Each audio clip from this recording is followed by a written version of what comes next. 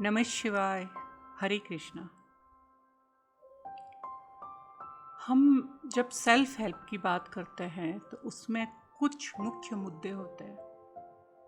पहला सबसे बड़ा मुद्दा होता है अपने बारे में पॉजिटिव फील करना, खुद की मदद, सेल्फ हेल्प, मोटिवेशन। किस तरह से आप खुद को मोटिवेट करो, किस तरह से आप अंदर अपने आप के अंदर जो कॉन्फिडेंस है जिसमें कभी भी कमी आए तो उसे कैसे बूस्टअप करो। इन सभी पे बहुत सारे पॉइंट आते हैं। हमने काफ़ी चीज़ों के बारे में चर्चा की है और उसी सिलसिले में आज एक और टॉपिक है जिसके बारे में हम बात करते हैं। वो है कि आप सफल मानसिकता को अपनाएं। आपकी जो सोच होती है ना, वो जीतने की होनी चाहिए। ये आपकी लाइफ का एक एक्स फैक्टर होता है आगे बढ़ने के लिए, जिसको अगर शॉर्टकट में बोलें तो उसका है कट, CUT, यानी कंटिन्यूअस अपलिफ्टमेंट ऑफ थॉट्स। ऐसे थॉट जो आपको सक्सेस की तरफ लेकर जाते हो।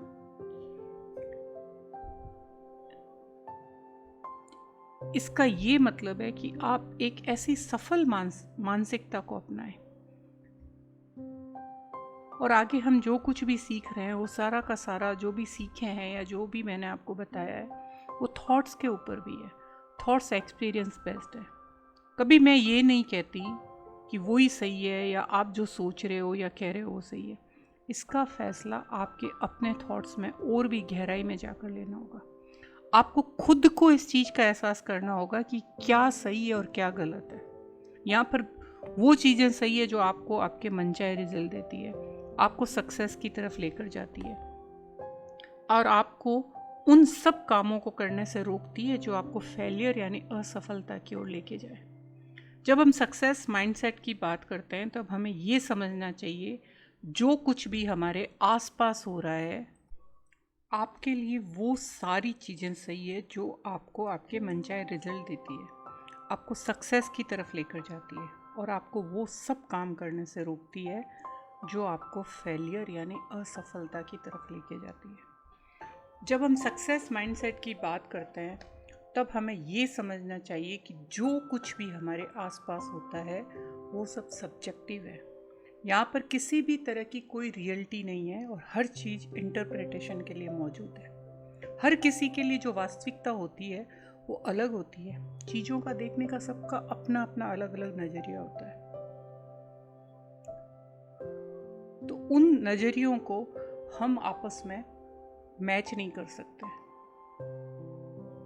जैसे एक एग्ज़ाम्पल है, बड़ा फ़नी एग्ज़ाम्पल है। अगर आप गोवा बीच पे चले जाएं तो वहाँ महिलाएं जिस तरह के कपड़े पहनती है तो वो एक बुजुर्ग अंकल उनको बेशर्मी की उपमा दे सकता है, लेकिन वो यंगस्टर के लिए ये कॉमन बात है। तो अब आप यहाँ पर खुद ही देख सकते हैं कि कैसे दो लोगों की सोच और नज़रिया अलग अलग होता है। ये सब कुछ बिलीफ सिस्टम के हिसाब से होता है। जो भी आपके थॉट होते हैं यानी जो भी बिलीफ सिस्टम से प्रोसेस होकर निकलता है उसी प्रकार से आप बाहर जाके रिएक्ट करते हैं। जो कुछ भी होता है वो आपका स्टिमुलस है। ये आपका हर तरफ से रिसीव होता है। जब ये आपको रिसीव होता है तो ये आपके बिलीफ सिस्टम से प्रोसेस होकर के थॉट में कन्वर्ट होता है। आपका बिलीफ सिस्टम एक फिल्ट्रेशन प्रोसेस है। अगर आपका बिलीफ सिस्टम सक्सेस की तरफ मुड़ गया तो हर चीज़ उसी तरफ जाएगी। आपकी सक्सेस को कोई नहीं रोक सकता, फिर वो चाहे कितने भी बैरियर्स उसमें आए, कितनी भी रुकावटें आए, आपको सफलता अचीव करने से कोई दुनिया की ताकत नहीं रोक सकती। एक बार एक बहुत ही ज़्यादा रेस्पेक्टेड प्रोफेसर थे, तो उन्होंने अपने स्टूडेंट से कहा कि एक वीडियो दिखाएंगे और आपको उस वीडियो के बारे में रिस्पॉन्स देना है। वीडियो में सभी स्टूडेंट समुंदर में उठती हुई तेज लहरों को देख रहे थे। उसमें घने काले बादल और कड़कती हुई बिजली थी और उसके बीच में एक पानी का जहाज आता हुआ दिखता है और वो जहाज हवा और पानी के बीच से जाता है। थोड़ी देर बाद जहाज डूब जाता है। वो वीडियो को प्रोफेसर रोक देते हैं और बच्चों से पूछते हैं कि क्या देखा। कुछ लोग कहते हैं कि तेज हवा की वजह से जहाज डूबा, कुछ लोगों ने तेज लहरों की वजह से कहा। प्रोफेसर ने कहा हर कोई सही है, जहाज डूबा लेकिन वो इसलिए डूबा क्योंकि उसके अंदर पानी भर गया था। इसी तरह आपके आसपास भी ऐसी ही परिस्थितियाँ होगी, लेकिन आपका जहाज वहीं डूबेगा जहाँ इसमें पानी भर जाएगा। आपके जहाज का पानी आपके वो सारे नेगेटिव थॉट है जो आपको अपने ऊपर विश्वास नहीं करने देते। जहाँ आपने अपने ऊपर विश्वास को खो देंगे, अपने ऊपर से विश्वास हटा देंगे, वो नेगेटिव थॉट आप आपके अंदर भरेंगे, तो सोचिए वो जहाज में पानी भरने के समान है और उसकी भार से वो जहाज डूब जाएगा। और वही विचार आपके दिमाग में जगह बनाएंगे, क्योंकि आप जिस तरह के विचार सोचेंगे, जिस तरह के लोगों के साथ रहेंगे, जिस तरह के परिवेश में रहेंगे, उसी तरह के विचार आएंगे। तो नेगेटिव विचार जहाज को डुबाने के पानी के समान है। ऐसा ही कुछ लोगों के साथ हर बार होता रहता है।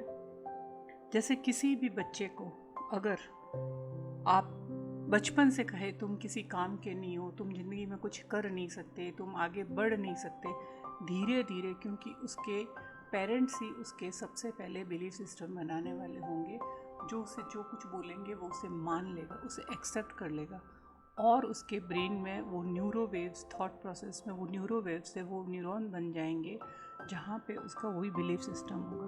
उसका सारा का सारा कॉन्फिडेंस ख़त्म हो जाएगा और उस कॉन्फिडेंस के सारे स्कोर भी। तो क्योंकि उसको लगेगा जो कुछ भी उसको बोला गया वो सच है, और जब उसके पेरेंट्स को बोलते हुए सुनेंगे तो उसके आसपास के दोस्त और सब लोग भी यही चीज़ रिपीट करेंगे, वो उसी बिलीफ को अपनी ज़िंदगी मान लेता है। तो इसी तरह कुछ लोग कहते हैं कि उनकी खुशी कुछ चीज़ों के ऊपर निर्भर होती है, लेकिन असल में आपकी ये खुशी अंदर से होता है। बाहर की चीज़ों से कभी भी खुशी नहीं होती है, क्योंकि एक चीज़ के बाद दूसरी चीज़ की डिमांड होती है। अगर चीज़ों पे ही खुशी निर्भर होती तो आप किसी एक चीज़ से सेटिस्फाइड हो सकते थे। वो किसी भी समय खुश हो सकते हैं। जब आपके अंदर खुशी होती है तो आप इस फैक्टर कट का उपयोग कर सकते हैं। अपनी उंगलियों से चुटकी बजाए और ज़ोर से बोलिए कट, और बिना बात के खुश हो जाए, क्योंकि खुश होने के लिए आपको किसी भी रीज़न की ज़रूरत नहीं है। कभी भी अपनी आँखों को बंद करिए और फील करिए। अगर आपने खुश होने के कारणों का पता लगाना शुरू कर दिया तो यकीन मानिए आप कभी भी खुश नहीं हो पाएंगे। लेकिन अगर आपने सोच लिया I will be always happy, her condition में, हर सिचुएशन में मैं हमेशा खुश रहूँगा या खुश रहूँगी, तो दुनिया की कोई ताकत भी आपको रोक नहीं सकती खुश होने के लिए, और आपका मूड कभी भी ऑफ नहीं होगा। जो भी मटेरियल वर्ल्ड की चीज़ें हैं वो आपको थोड़ी देर के लिए खुश रह सकती है। जैसा कि मैंने कहा, एक चीज़ आप अचीव कर लेंगे, आप दूसरी चीज़ के पीछे भागेंगे, तीसरी के पीछे भागेंगे, तो वो आपको कभी कभी खुश रखेगी थोड़ी देर के लिए, हर समय नहीं रहेगी। तो आपको आपके बिलीफ सिस्टम में जाकर देखना पड़ेगा कि क्या आपको खुश करता है, क्या नहीं। यानी आपका बिलीफ सिस्टम क्या है और कहाँ तक पहुँचा है। जब हम छोटे बच्चे होते हैं तो ये बिलीफ सिस्टम नहीं होता है। हम सब 5-6 साल की एज तक पूरे कागज़ की तरह होते हैं, एक ब्लॉटिंग पेपर की तरह।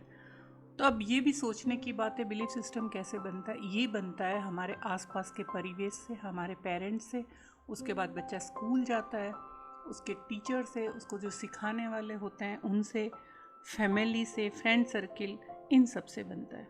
ये तीनों हमारे बिलीफ सिस्टम को सबसे ज़्यादा इफ़ेक्ट करते हैं। और मुझे तो ये भी लगता है कई सारे लोग डुअल बिलीफ सिस्टम में इस्तेमाल रहते हैं, मतलब वो डुअल बिलीफ सिस्टम को यूज़ करते हैं। वे एक से ज़्यादा चीज़ों में बिलीव करते हैं।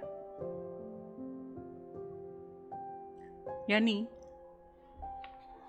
कोई व्यक्ति एक बात कहता है जो उसके लिए उचित होती है, वो बात वो कह देगा, फिर दूसरे दिन वो दूसरी बात कह देगा जो उसके लिए उचित होगी। यानी किसी और के साथ बुरा हुआ तो बोलते हैं इसके कर्मों का फल है, लेकिन खुद के साथ बुरा हो गया तो वो रोएंगे कि भगवान ने हमारे साथ अच्छा नहीं किया।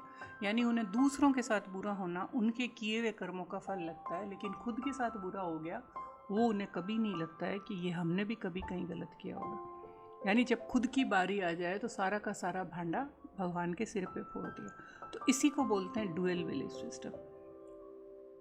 तो अब आप बताइए कि आपको कौन सा वाला अपनाना है। अगर आपके हिसाब से सब कर्म का फल है, यानी जैसा आप बोएंगे वैसा ही आप काटेंगे, जो कुछ भी आपको मिलता है वो एक प्रोसेस या प्रक्रिया के तहत मिलता है। और इस दुनिया में कुछ भी अचानक नहीं होता है, सब कुछ पहले से निर्धारित होता है। जो भी किसी के साथ कोई भी घटना होती है वो पहले से निर्धारित है, वो होना ही है। हमारी लाइफ में हमें जो भी मिल रहा है हमारे कर्मों का फल है, जिसके लिए हम खुद जिम्मेदार हैं। हमें हमारी लाइफ में जो मिल रहा है या हम जो भी कर रहे हैं वो भी हमारे कर्मों का परिणाम है। अब कर्मों से यह मतलब ये है कि जो कुछ भी हम करते हैं या जिस चीज़ से भी हम गुजरते हैं सब हमारे कर्म है, और हमारे कर्म हमारे एक्शन है।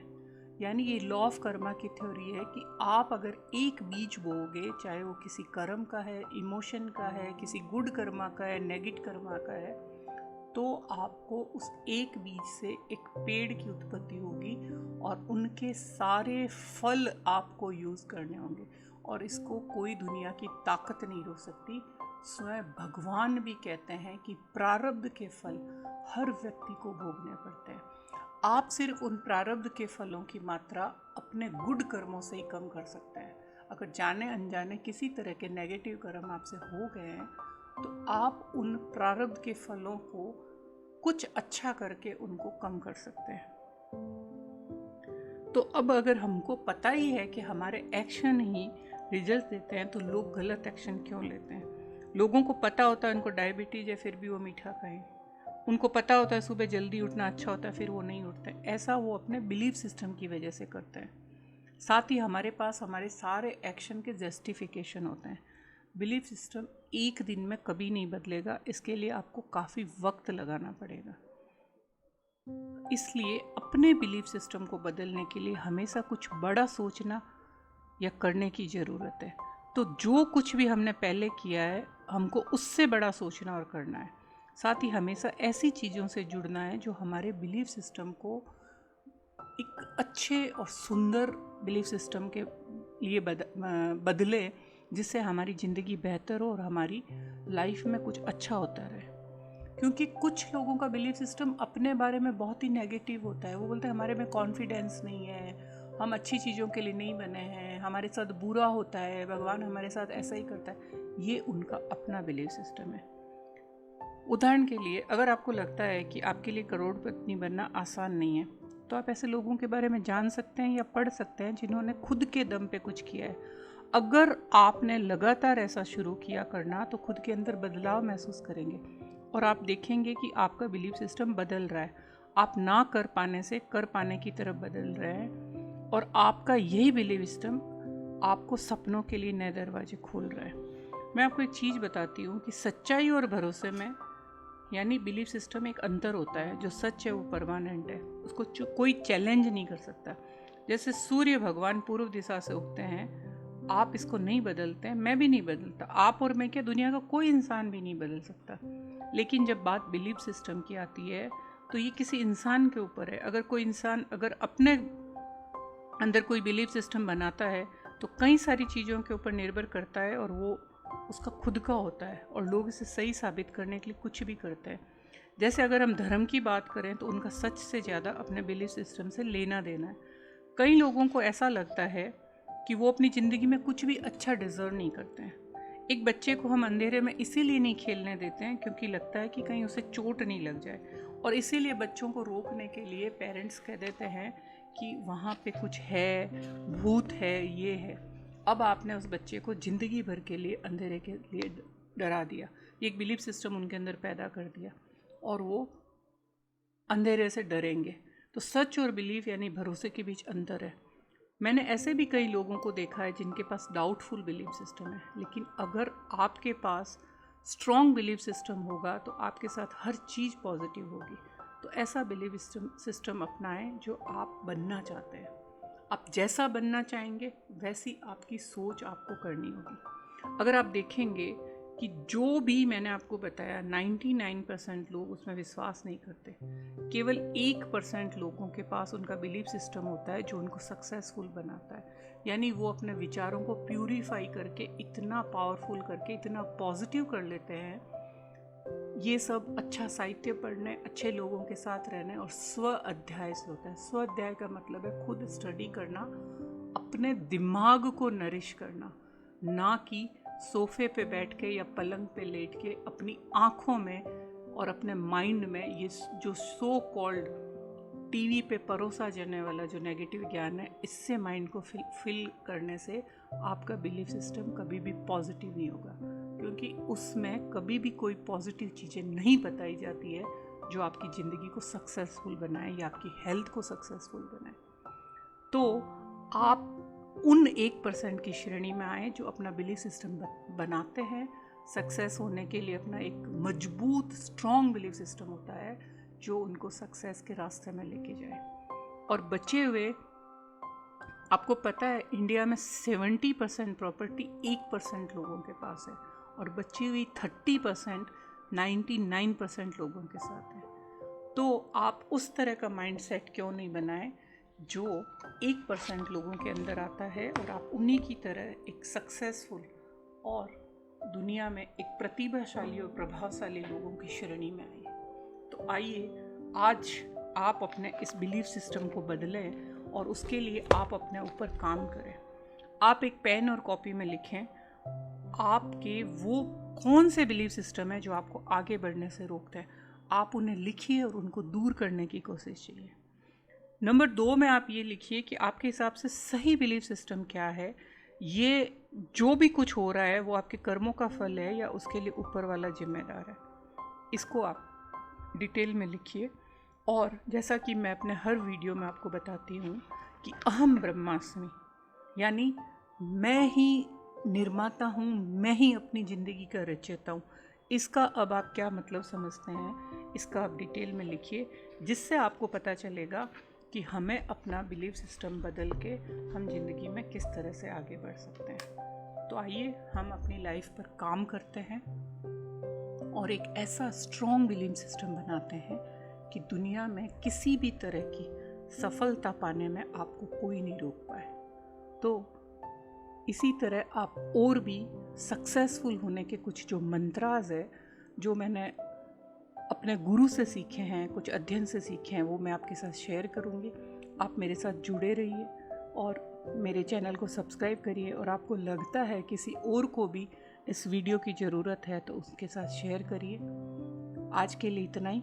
कल हम फिर बात करेंगे कि माइंड आपका कितना पावरफुल है और वो किस तरह से सोच से और कॉन्शियस और सबकॉन्शियस माइंड कहाँ से आपको कहाँ तक पहुँचा सकता है। उन्हीं के मुद्दे पर हम कंटिन्यू चर्चा करते रहेंगे। आप मेरे साथ बने रहिए। आज के लिए इतना ही। Thank you very much.